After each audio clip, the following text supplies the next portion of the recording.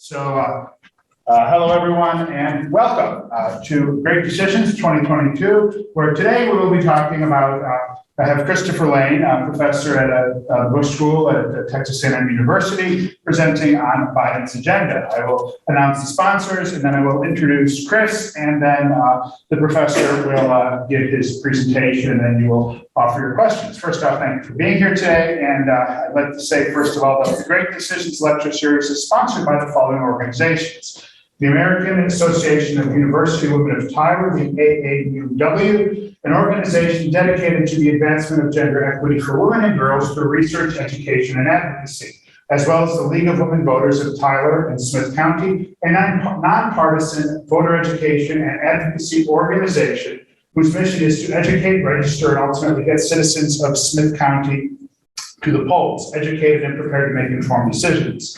The Tyler Public Library, and the National Foreign Policy Association, who has supplied us with this year's topics, from which the topics are chosen for discussion for groups like ours all over the U.S. The Smith County Discussion Group has been ongoing for over 30 years, and I have presented each of the last three and hosted last year and this year, and I'm proud to do so continuing. So first, our presenter today on Biden's agenda is Professor Christopher Lane. Chris Lane is University Distinguished Professor of International Affairs and the Robert M. Gates Chair in National Security at the Bush School of Government and Public Service at Texas A&M University, and he's presenting today remotely from College Station. His fields of interest are international relations theory, great power politics, U.S. foreign policy, and grand strategy. Professor Lane has written two books: The Peace of Illusions, American Grand Strategy from 1940 to the Present, that was published by Cornell in 2006, and along with Bradley Thayer, a work entitled American Empire, A Debate, also published in 2006 by Routledge Press. His current book project, on which I am very honored to be assisting him as a research assistant, will be entitled After the Fall: International Politics, U.S. Grand Strategy, and the End of Pax Americana, and is under contract with Yale University Press. He is a member of the Council on Foreign Relations and a member of the editorial board of both International Security, a distinguished academic journal, and another one, Security Studies. And also, during fall 2020, he served on a Council of Foreign Relations study group on United States-Taiwan relations. So you may want to ask him some questions about that as well. I will tell you that his views will be those that you do not, you're in for a treat today, because his views on Biden's agenda, in particular on U.S. foreign policy in general, are not those that you would hear from a standard quote-unquote expert on, say, the cable network news shows where they discuss foreign policy matters. He has very original and highly informed opinions, and with that, I will allow him to present those. So I give to you Christopher Lane. Christopher Lane, you have Thank you, everybody. It's very good to be with you. I guess it's this afternoon now. It's just past 12.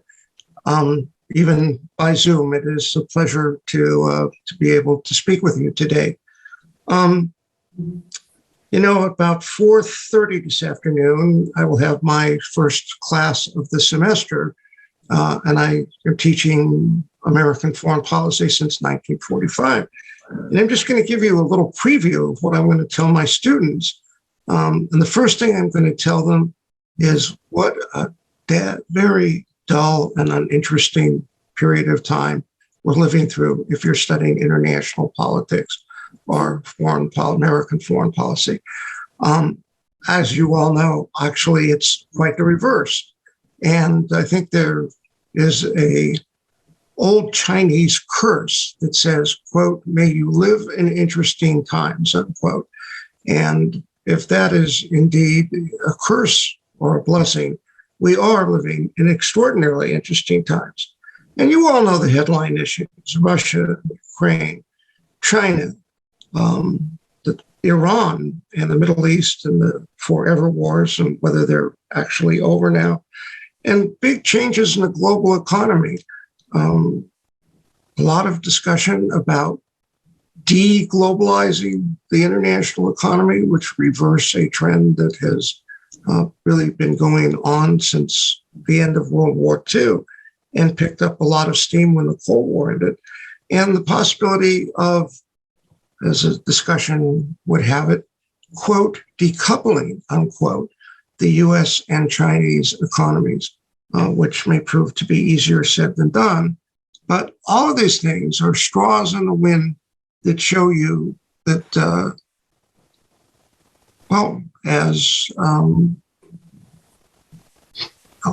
it shows you that times are changing.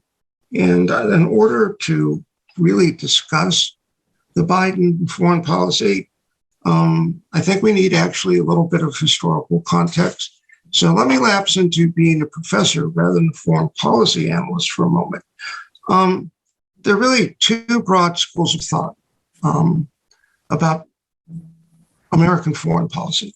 One is realism, which is state-centric. It's based on the idea that the international system is anarchic, and by anarchic, we don't mean that it's rampant chaos. We simply mean there's no central authority in the international system to make and enforce rules. So basically, every state is on its own. It's a self-help system, which means there is a great focus, especially for great powers, on pursuing security, however that is defined, and accumulating power, however that is defined. So it's a competitive realm if you're a realist.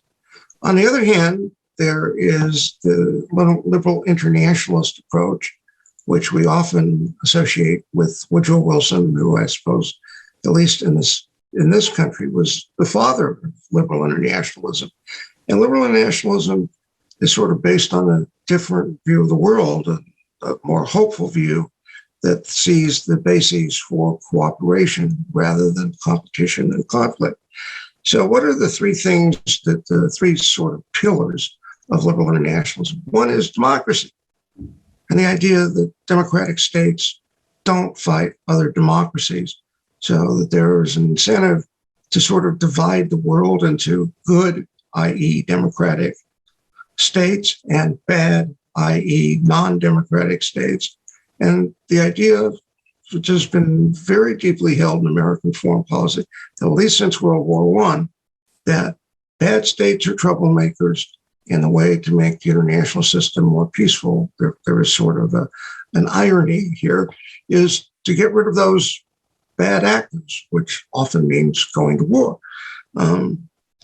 Economic interdependence, that's another important pillar. The idea that states that trade form these linkages that draw them together, and these linkages become so important to their common prosperity that they won't risk war, which could destroy these connections that cause prosperity. And there's a very famous book written, I think it was the first edition, was published in 1911, if I'm not mistaken, by Norman Angell, who was a British politician and thinker and activist. It's called The Great Illusion. And Angell, and I remember now, this is 1911, said that the states, the great powers of Europe, Britain, France, Germany, Russia, Austria-Hungary, had become so interdependent, so connected, so interwoven economically, that war was virtually unthinkable. Of course, if we count a little bit, 1911, 1912, 1913, and oh yes, 1914. So the idea is that economic interdependence leads to peace, but whether that's actually true or not is another story. And also the building of international institutions, which give a framework for cooperation that allow states to join together without the risk of other partners stabbing them in the back, violating agreements. The institutions create a set of norms about what appropriate behavior is by states. So this is a very hopeful view, liberal internationalism. And some of both, realism and liberal nationalism, has been incorporated into American foreign policy, at least since the time of Woodrow Wilson and World War I. Now, we live in an international order, and that order was created in 1945. It's often called the Pax Americana. And the foundations of that order were overwhelming American military, and economic power. And it's just worth pausing for a moment, because a lot of what the Trump and Biden administrations are dealing with is the possibility that maybe this Pax Americana is sort of fraying at the edges and may not last. It's being challenged. So what were the bases of the Pax Americana that was created in 1945?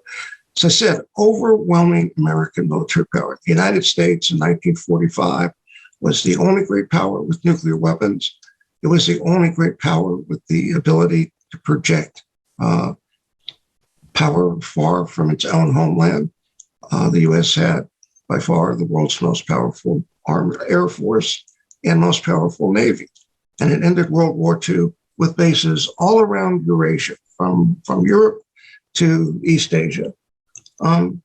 Economically, I think American power was even more impressive in 1945 than our overpowering military strength. Economically, in 1945, the U.S. produced half of everything that was made in the world. Now, you all know that part of that reflects the fact that the other belligerents in the war, Germany and Japan, were destroyed. Russia was destroyed economically, because most of the war on the Eastern Front was fought on Russian territory. And of course, even the British, the cost of maintaining their war effort sapped their long-term economic growth, which has already been sapped by World War I. So every other state, ally or enemy, was weakened by the war. America was strengthened, so our relative power compared to other states was extraordinary. The U.S. possessed 2/3 of the world's gold reserves and current foreign exchange reserves. So the U.S. was extraordinarily powerful, and U.S. policymakers, even during the war, while the war was being fought, had a set of war aims and vision for what they saw as the post-World War II order. And you know what that is, the security and institutional frameworks for that order, whether it's NATO, the United Nations, the World Trade Organization. In those days, it was called the GATT, but it became the WTO in the 1990s. All of these institutions, including the World Bank and the International Monetary Fund, all of them were created by the United States in conjunction with others, but the United States taking the lead. And this system, this post-war international order, which many of us who are realists call the Pax Americana, rested on those hard power and soft power foundations.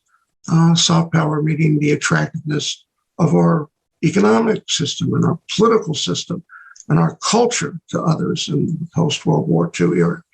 But, you know, I am a realist in IR theory terms. So I'm not going to say we did all of this out of the goodness of our hearts. It's like my late mother used to tell me, she said, don't do good, do well. Well, the United States, by creating this international order, was doing well for itself. And the fact is that benefited many other states in the international system, which made them willing to defer to American leadership. Now, others would describe the post-World War II order not necessarily as the Pax Americana, but as the liberal rules-based international order, which is not a very mellifluous term, so I use an acronym for that, the LRBO, Liberal Rules-Based International Order. And if you read what liberal internationalists are writing about American foreign policy these days, they are focused on preserving the LRBO. Now, I don't think you should make a distinction between the LRBO and the Pax Americana because they're one and the same. And it is precisely the future of the Pax Americana that is in doubt today, the basis of the international order that was constructed in 1945. Now, I got up early today and read the New York Times, and there's a very interesting quote in a story about the U.S., Russia, and Ukraine today. There's a quote from Senator Murphy of Connecticut, and he says, quote, Russia's actions in eastern Ukraine and Crimea and the actions that they are planning today represent the most serious assault on the post-World War II order on our lifetime, unquote. Now, we can discuss whether that is in fact true, but I will say to you, you can find a lot of quotes like that from American politicians, elected office holders, and members of the foreign policy establishment, and not just about Russia challenging the post-World War II order, but especially China challenging the post-World War II order. So before we talk about the specifics of those challenges post-World War II order, let's talk about what we mean about an international order, how it comes into being. After every major great power war since the modern international system began, which is generally dated 1500, these wars have ended with peace treaties. They've ended, in some cases, with institutions created after World War I and World War II. But every war ends with a peace settlement. And that peace settlement is usually designed by the victors. And usually it's designed mostly by a single hegemonic power that has the military and economic and capabilities and the political ambition to create an international order. Those international orders rest on fundamentally the balance of power, both economic and military power, that exists at the time these international orders are created. And when change happens, as it always does, because the balance of power, distribution of power in the international system is never static, it's always dynamic. As Paul Kennedy said in his famous 1987 book, there are always some great powers that are rising and others that are declining. And that process, that cycle of rise and decline among great powers affects international orders. And E.H. Carr wrote a classic book on this called The 20 Years Crisis, and he was writing about why in the 1930s, the settlement that ended World War I, the so-called Versailles Treaty Settlement, was being challenged. It was being challenged because Germany was resurgent economically and militarily, and it had a lot of grievances against the Versailles treaty system. And Carr said, you've got two kinds of powers in the international system. You have status quo powers that are happy with the way things are, and they want to preserve that international order that will keep the status quo intact. And then there are other states that are, quote, revisionist because they are disadvantaged by the existing international order and they want to see it change. So if the international order is really being challenged today, it's not so hard to see why. All right, first I'm going to issue a word here. You should probably close your ears because I'm going to use the word decline and use it with respect to American power. Now, American power reached its apogee after World War II, sort of stayed on a steady plane. You could say America's relative power even increased after the Cold War ended and the Soviet Union imploded. But the fact is, America's share of world power, which is usually measured by GDP, gross domestic product, is declining. Now, I don't know how many of you know who John Huntsman is.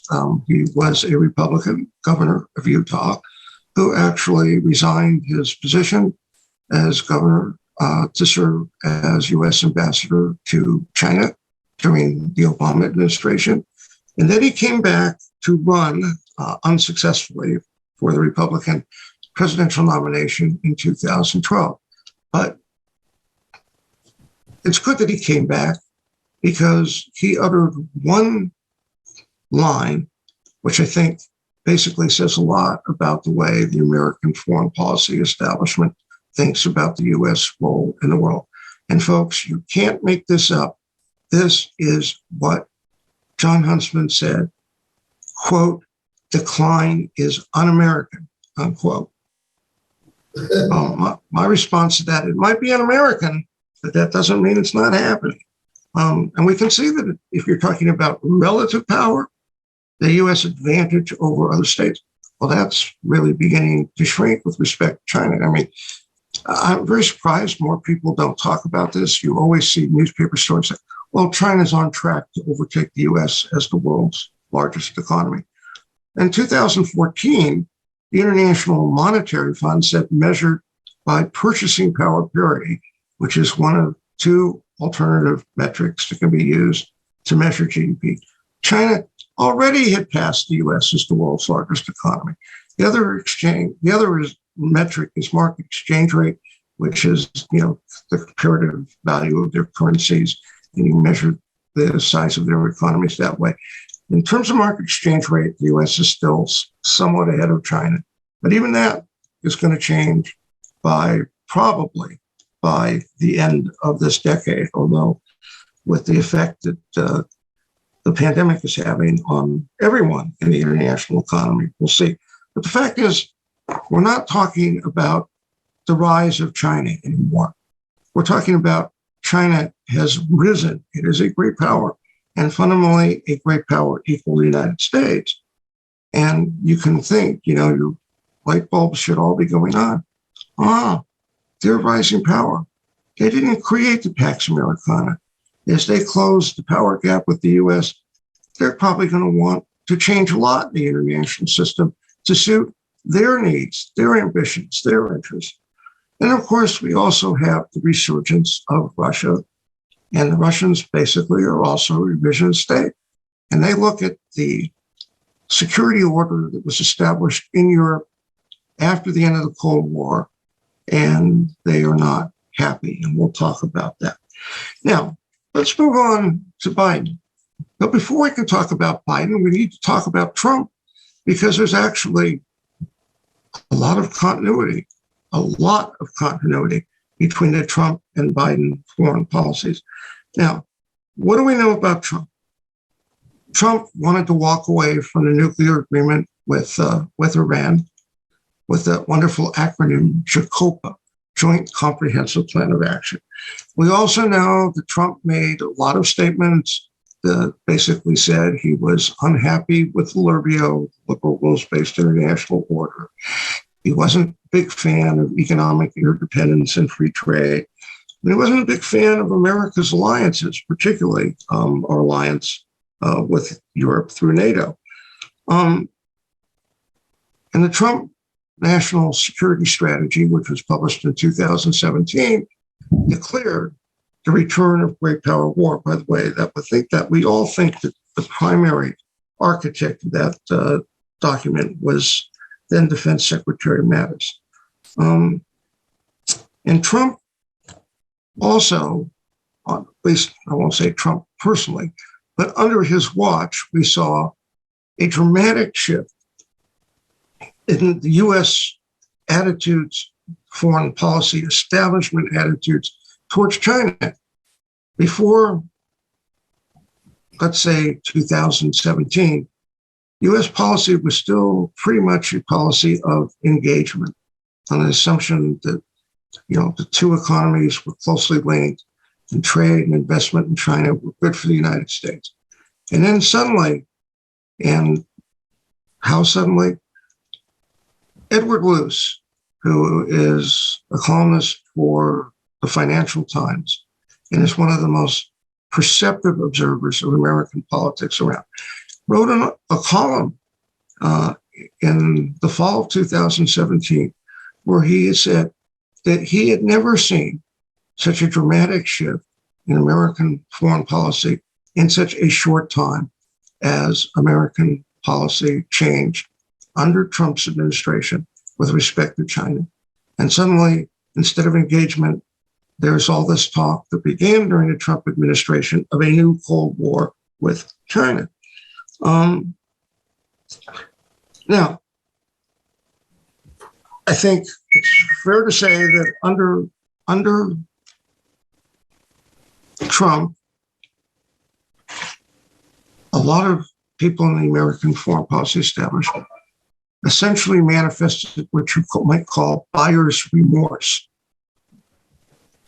by admitting China to the World Trade Organization in 2001. I think most people in the American foreign policy establishment, very naively in my opinion, but they thought, this is what they thought, let China into the World Trade Organization, they'll become integrated into the global economy, they'll become integrated into the liberal rules-based international order, they'll become more liberalized and move towards democracy in their political system.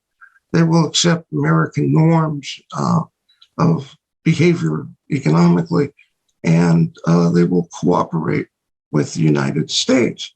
A lot of people look back on that bargain, and I think they're disappointed.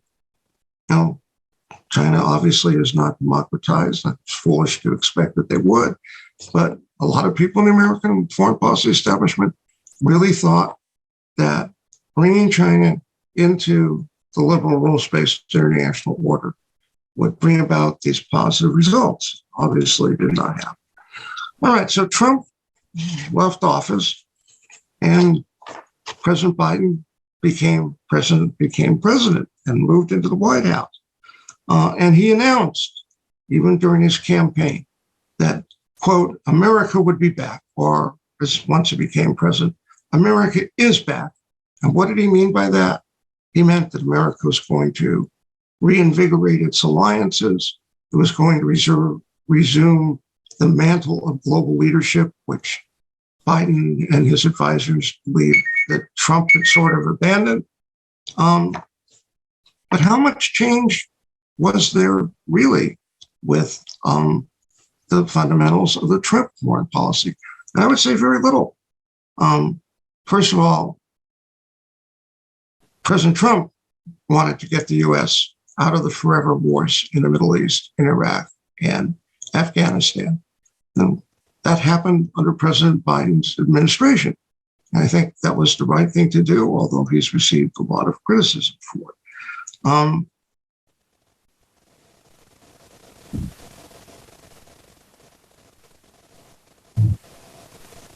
the other hand,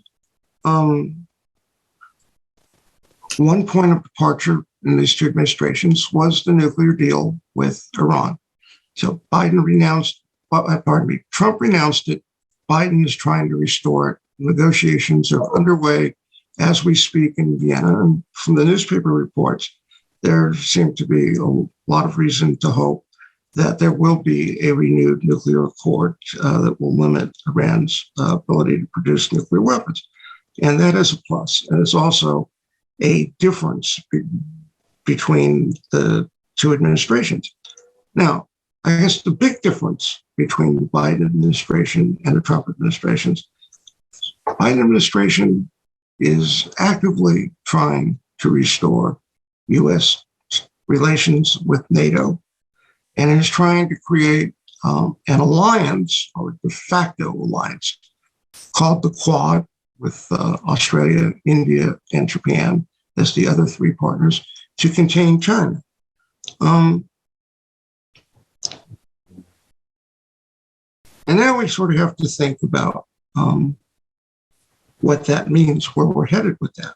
And the Biden administration also is continuing the Trump policy toward the Biden administration is continuing President Trump's China policy.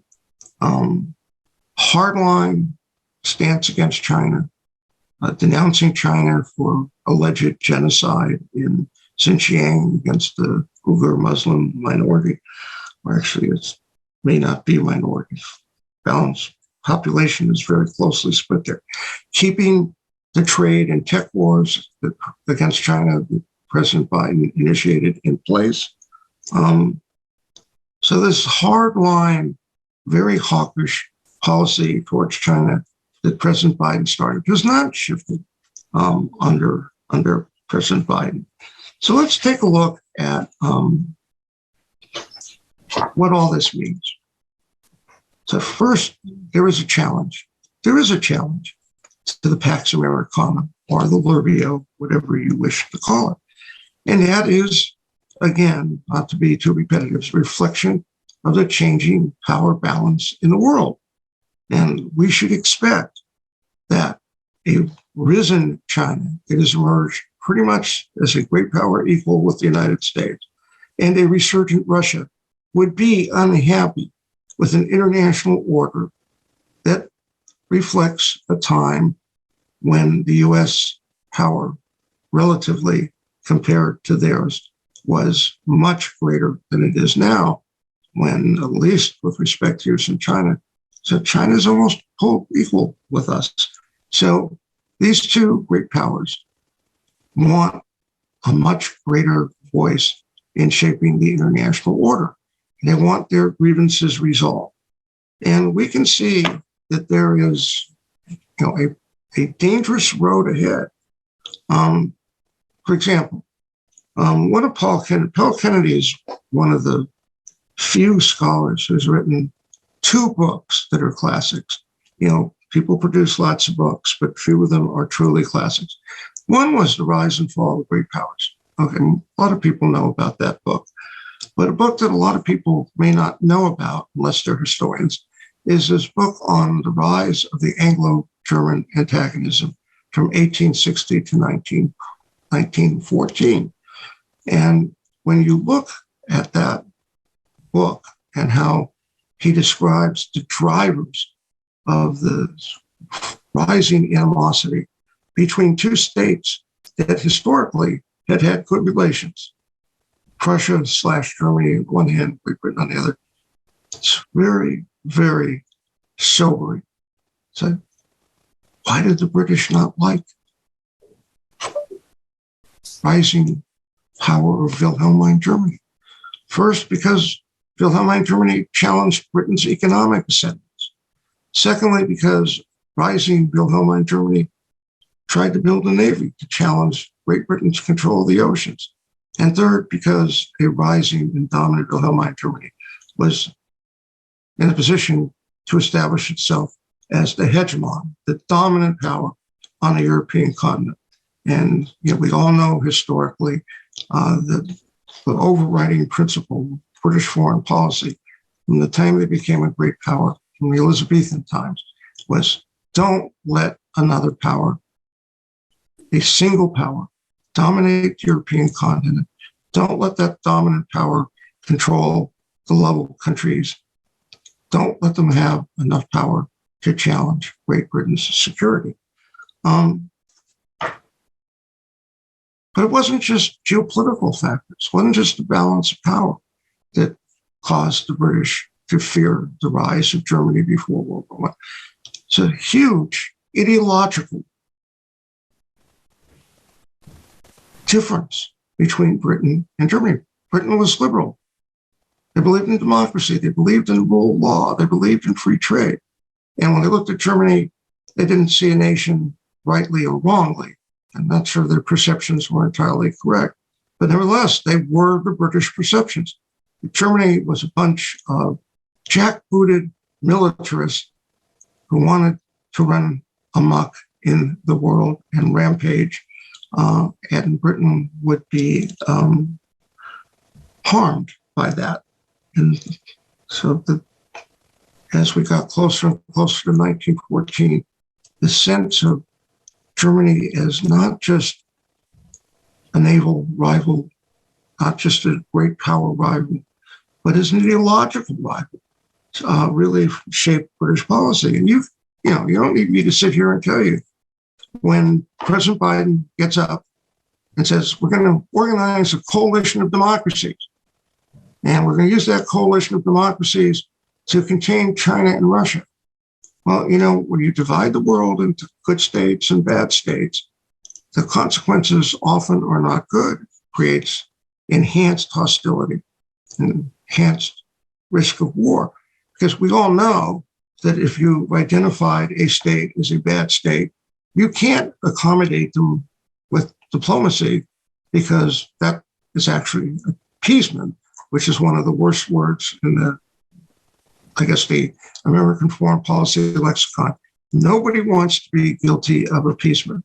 And so once you put this label on states that they're bad states, you limit the ability of diplomacy to ameliorate competing interests, and you really put yourself on the path to conflict.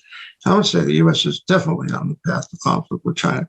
I will tell you, when Jeff was giving his introduction, he mentioned that I was on the Council on Foreign Relations Study Group. I'm going to say something funny here. I hope you get the humor. I think it costs $450 a year if you're a member of the Council of Foreign Relations to be a member. And for that $450, you get 6 issues of foreign affairs for free, right? Yeah, $450 membership, you get 6 issues for free. I think I've been a member somewhere around 35 years. I would never been asked to be on the study group until last year. I was on the study group on U.S.-Taiwan relations, and now I'm on the study group on the pivot to Asia and U.S. grand strategy. And I'll tell you, sitting in on these meetings and listening to people speak during the question and answer period, I'm afraid to talk. I'm afraid that if I suggested that maybe we need a more accommodative policy towards China, maybe we need to think about whether we really want to defend Taiwan, that I'd be laughed out of the room. So I don't say anything. But if you sat in on these meetings and you heard sort of the hawkish sentiments that these people who are card-carrying members of the American foreign policy establishment have toward China, you might really wonder, too, where this relationship is headed and whether war is in the offing, not necessarily tomorrow, at least not in East Asia. But war could also come in Europe. So we're all focused right now on Ukraine. And I think we need to think very seriously about where we're headed with Russia. And first of all, we should remind ourselves the U.S. has no treaty obligation to defend Ukraine. We should probably go back and read some history books about Russia, not the Soviet Union, but about Russia, and remind ourselves that the connections culturally, religiously, linguistically between Russia and Ukraine have been historically extremely intimate. We should know something about Ukraine itself. The country is basically divided into, geographically, the eastern part of Ukraine has more Russian speakers.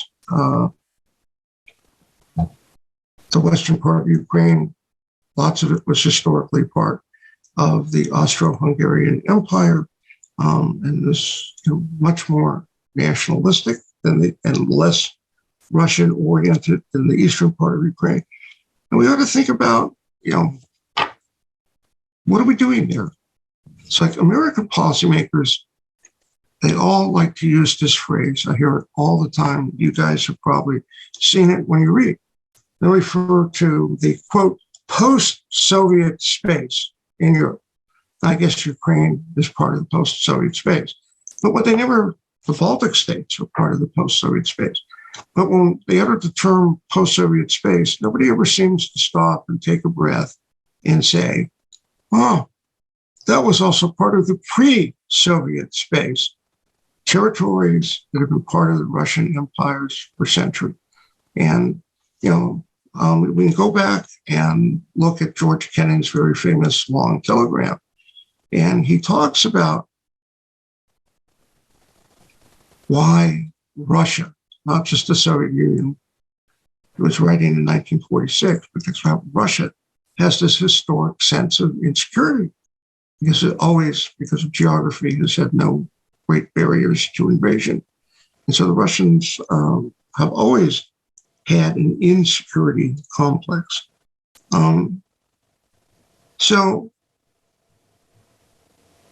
that was exacerbated by NATO expansion in the 1990s. It's not just that countries like what was then Czechoslovakia or Hungary were taken into NATO. It's countries like the Baltic states, which have been historically part of the Russian Empire, were taken in. It's the fact that a lot of people in the American foreign policy establishment are unwilling to rule out taking Ukraine into NATO. So I think we need to really reflect on where we're headed. All right, so I'm going to wrap this up and say, basically, for those of us who study American foreign policy, there's sort of two groups now that exist. One is, I call the foreign policy establishment. They want to preserve the Pax Americana, the Librio, as it is. They don't really acknowledge the decline in American power. And the other group has sort of been labeled under the term restraint. Now, restraint people were very much opposed to the, quote, forever wars, unquote, in Afghanistan and Iraq. And they said these wars are unwinnable, and I think I would consider myself as a member of that camp. I think we're right about that. I do not criticize President Biden for a moment for the way the Afghanistan adventure turned out. No one had a plausible path to victory in Afghanistan. And no one could plausibly even define what victory would mean in Afghanistan. So getting out, withdrawing was the right thing to do. It basically reduced, under both President Trump and President Biden, vastly reduced their presence in Iraq. I think that is also the correct policy. So, and this is what restraint camp got known for. But restraint was supposed to stand for something else. It was supposed to stand for opposition to unnecessary wars, to wars of choice, to reckless military adventures abroad. But curiously, when it comes to China, there is no restraint. One of the leading advocates of restraint, quote unquote, is John Mearsheimer. He's a very well-known professor at the University of Chicago. He's sort of an uber hawk and uber realist.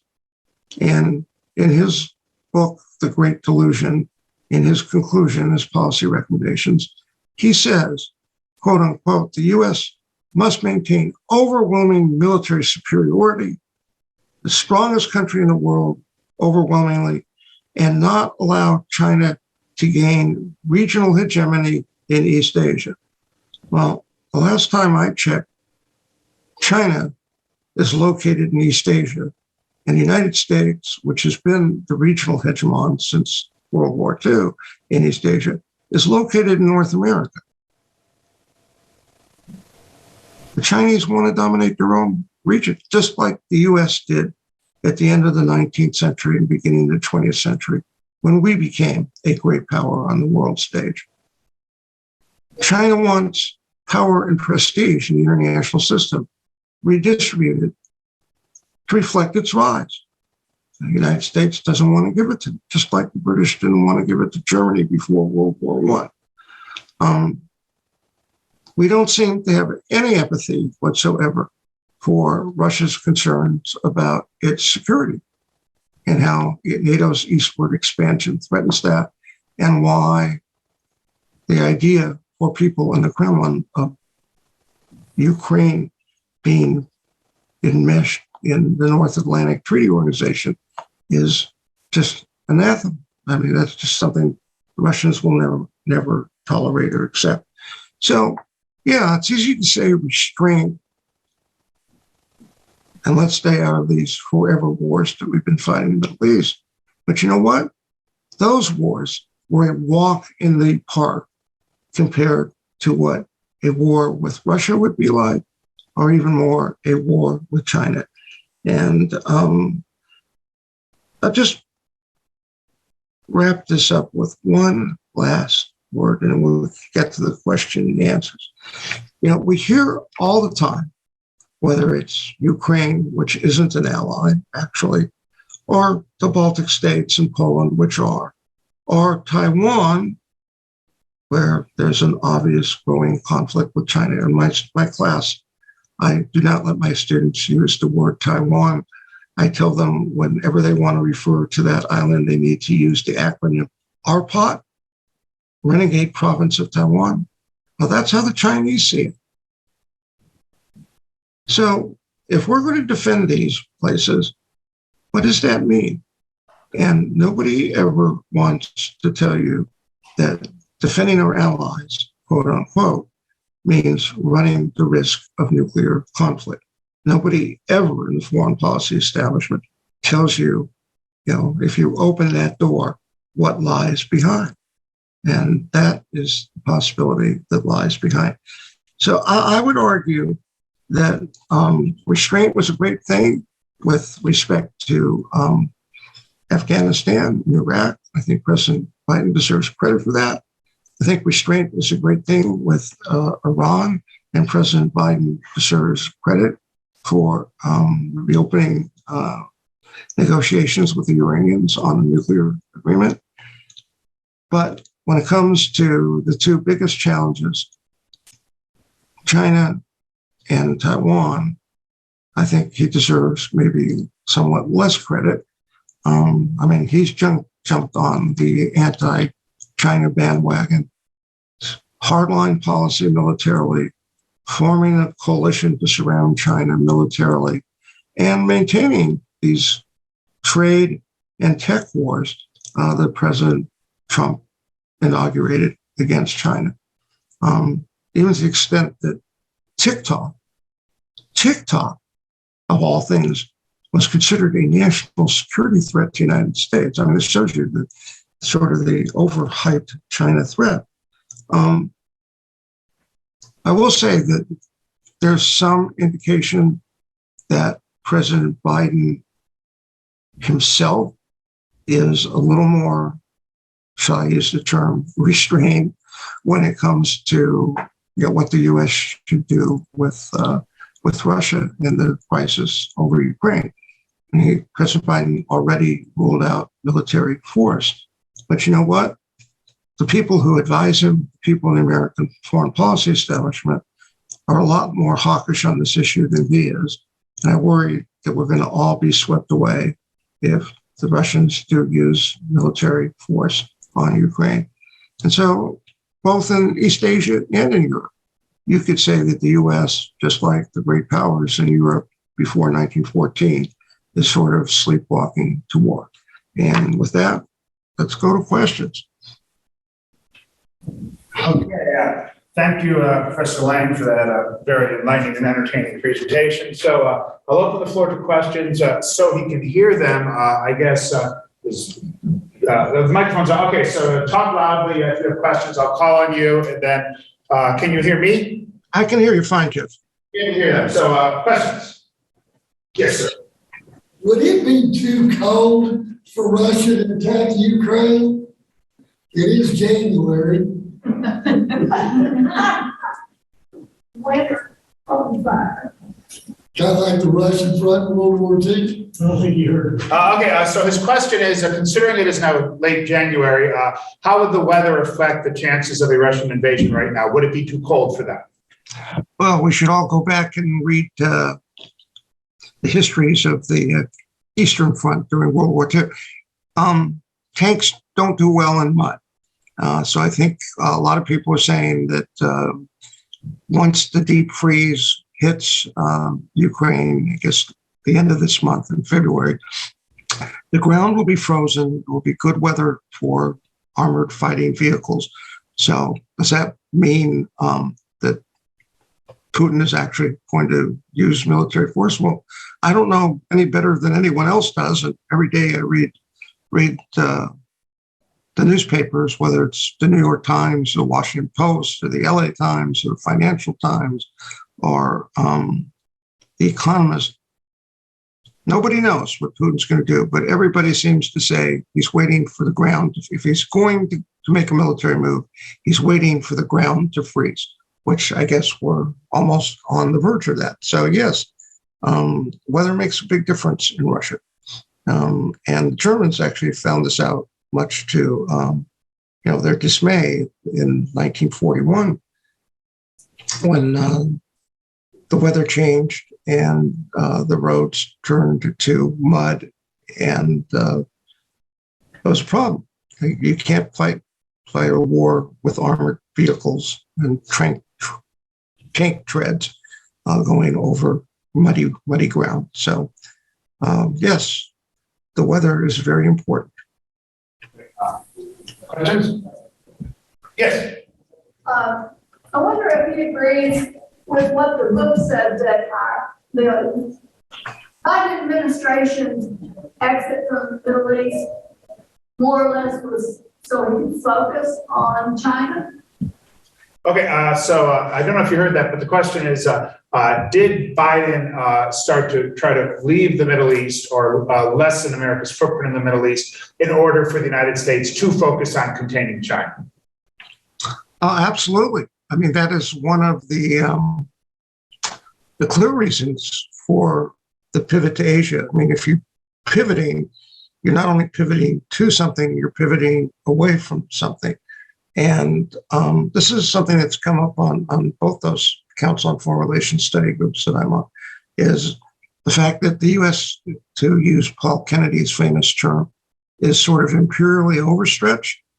So, we have to take care of East Asia. We have to take care of Europe. We have to take care of the Middle East. And we don't have the resources to do all that. In fact, these are meetings are under what are called Chatham House rules, which means, you can talk about what was discussed, but you can't attribute anything to a specific person. So I won't, but I will say that some members of these study groups have made it very clear that the U.S. needs to redeploy because it doesn't have the resources to stay in the Middle East at the same time that we confront China. And people, at least a couple of them, were talking about if the U.S. is serious about confronting China and Russia, we need to increase our defense budget by 3 to 5% every year, basically out into infinity. So you ought to think about not only what these commitments that we're making in East Asia and Europe might mean in terms of becoming involved in a nuclear war, but also what they mean financially if we're serious about pursuing them, and what it means for our economy. But yes, the pivot is definitely meant to reorient the way not just forces are deployed, clearly that's important, but to reorient the way people in Washington give their time and attention to various issues. And right now, China and Russia are at the top, and the Middle East has been pushed down. I saw a question over here before. Yes, sir. I'm going to mention, why haven't you mentioned about the millions of Ukrainians that were killed by the Russians before World War II? Did you hear that? No, I did not. Okay, good. Okay, so the question is, you talked about the close historic relations between the Ukrainian people and the Russian people. What about Ukrainian memories of, I believe it's the Holodomor, the Ukrainian famines during Stalin's crash industrialization and land reform in the 1930s and stuff? Because the Ukrainians, at least in terms of their current national conception, to certain Ukrainians, there is very much the sense of grievous toward Russia. So, The millions that were killed. yeah, about the millions of Ukrainians who died during the 1930s and the lead up to World War II. Oh, absolutely. That's one of the things that makes Central and East Central Europe always such a potential powder keg, is a lot of the animosities have not gone away. But, the Ukrainian nationalists tend to be in the western part of Ukraine. I don't think, Putin, even if he is, as I said, I don't know any more than any of you what Putin is really thinking. But I would suspect that if he were actually to send Russian troops into Ukraine, that his goal would not be to go beyond the Dnieper River.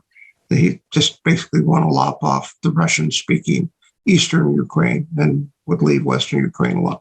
All these places have historical memories, and clearly people in Ukraine have every reason to remember what happened as a result of Stalin's forced collectivization of agriculture during the late 20s and 30s. But you just never know where the cycle begins. Look at the Baltic states. They had 20 years of independence between the two world wars. Before that, they were part of the Russian Empire. During World War II, they will tell you that the reason that many of them collaborated with Germans was because of a nationalistic response against Soviet oppression. But it's the same thing with people in the West Ukraine. During World War II, there were two sides, right? There was the Allied side, which included the Soviet Union. There was the other side that included Hitler. I think that the side that was fighting Hitler was the right side to be on. But yes, these historical memories are deep. And, at the end of the day, if we had creative diplomacy, we would be looking for a way to assuage Russia's concerns about its security. And there's ways to do that without handing over Ukraine to being ruled again by Moscow. During the Cold War, Finland was allowed to be independent in terms of its domestic policy, but it was required to be non-aligned in terms of its foreign and security policy. So the Russians did not feel threatened by Finland. Historically, there are lots of instances of great powers agreeing to spheres of influence, agreeing to have certain countries as neutral or buffer zones. For some reason, that's not very attractive to the American foreign policy establishment. You can find on Google any number of comments by American policymakers about how we don't believe in spheres of influence. But historically, that's how great power politics was practiced, and agreeing to these kinds of sort of divisions of who has the most influence where is a tried and true way of ameliorating great power conflict. So, the trick here is not to hand Ukraine back to the Kremlin, but to find a way to solve Russia's legitimate concerns about its security without doing that. One more question. Yes, sir. Yes. I'm not sure if the mic's on. Yeah. But he can hear you from here. I think most Americans are scared to death of trusting Iran to have a new nuclear treaty, from the standpoint that they didn't honor the first one because they kicked out the inspectors or wouldn't allow them to go see where they wanted to go. Plus, they were going to have a bomb by nuclear power by 2025 anyway. And I'm certainly sure that people in the United States don't trust Kerry to be carrying these kind of conversations on. So that seems to be the Biden's trap here to see what they're going to come up with. I think the American people are quite apprehensive of what's going to come down the pipe. Professor Lane, were you able to hear that? Yeah. Okay, go ahead.